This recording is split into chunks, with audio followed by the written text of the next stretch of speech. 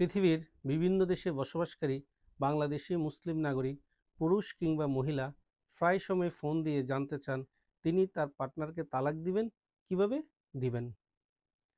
আজকের ভিডিওতে পৃথিবীর বিভিন্ন দেশে বসবাসকারী প্রবাসীরা কিভাবে তার পার্টনারকে তালাক দিবেন, সেই বিষয়ে আইনগত বিধান কি তা নিয়ে বিস্তারিত আলোচনা করব। মুসলিম পারিবারিক আইন অধ্যাদেশ 1961-তে একজন বাংলাদেশি মুসলিম নাগরিক কিভাবে তার পার্টনারকে তালাক প্রদান করবেন সে বিষয়ে বিস্তারিত আলোচনা করা হয়েছে।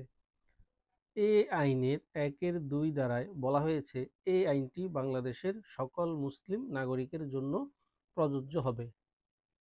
একজন বাংলাদেশি মুসলিম নাগরিক পুরুষ কিংবা মহিলা যদি পৃথিবীর অন্য কোনো দেশে বসবাস করেন এবং তিনি যদি কোনো কারণে চূড়ান্ত সিদ্ধান্ত নিয়ে থাকেন তিনি তার পার্টনারকে তালাক প্রদান করবেন, তাহলে তিনি বাংলাদেশের যে কোনো একজন আইনজীবীর সাথে যোগাযোগ করবেন। বিজ্ঞ আইনজীবী আপনার কাছ থেকে প্রাপ্ত তথ্য অনুযায়ী বাংলাদেশে অবস্থানরত আপনার পার্টনারকে আপনি তালাক দেওয়ার জন্য একটি তালাকের নোটিশ প্রস্তুত করবেন এবং এই নোটিশের হুবহু 4টি কপি সম্পাদন করবেন এবং বিজ্ঞ আইনজীবী তালাকের নোটিশের এই 4টি কপি প্রবাসে আপনার ঠিকানায় প্রেরণ করবেন।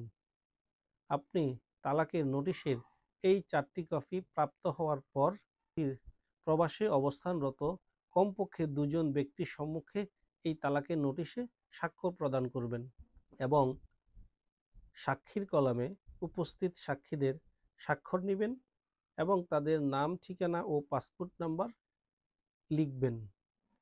আপনি আপনার স্বাক্ষর ও সাক্ষীদের স্বাক্ষর সম্পন্ন হওয়ার পর এই 4টি নোটিশ নিয়ে নিকটস্থ বাংলাদেশের দূতাবাস কিংবা হাই কমিশন অফিসে যাবেন। নিকটস্থ বাংলাদেশ দূতাবাস কিংবা হাই কমিশন অফিসে যেয়ে দায়িত্বপ্রাপ্ত কর্মকর্তা কর্তৃক তালাকের এই নোটিশগুলোকে অথেন্টিকেশন করে নেবেন। পরবর্তীতে এই 4টি নোটিশের মধ্যে একটি নোটিশ বাংলাদেশে অবস্থানরত আপনার পার্টনারকে আপনি প্যাডেক্স কিংবা ডিএচএল-এর মাধ্যমে প্রেরণ করবেন। অপর একটি নোটিশ আপনি আপনার পার্টনারের স্থানীয় চেয়ারম্যান বরাবর কিংবা পৌরসভা হলে পৌরসভার মেয়র বরাবর কিংবা সিটি কর্পোরেশন হলে সিটি কর্পোরেশনের সালিসি পরিষদ বরাবর ডিএচএল কিংবা প্যাডেক্সের মাধ্যমে প্রেরণ করবেন। এই ক্ষেত্রে একটি বিষয় অবশ্যই মনে রাখতে হবে, সেটা হচ্ছে আপনি প্যাডেক্স কিংবা ডিএচএল থেকে অবশ্যই রসিদ সংগ্রহ করবেন। অপর 2টি নোটিশ বাংলাদেশে আপনার আইনজীবী সাহেবকে প্রেরণ করবেন।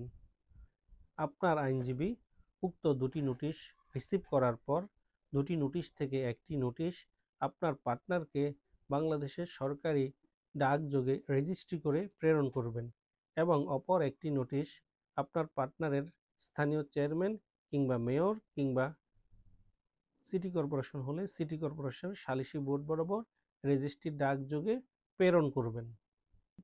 আপনার আইনজীবী কিংবা আপনার প্রতিনিধি চেয়ারম্যানের কার্যালয়ে গিয়ে কিংবা পৌরসভার মেয়রের কার্যালয়ে গিয়ে কিংবা সিটি কর্পোরেশনের সালিসি পরিষদে গিয়ে আপনার তালাকের নোটিশের বিষয়ে একটি সালিসি কাউন্সিল গঠন করার জন্য অনুরোধ জানাবেন।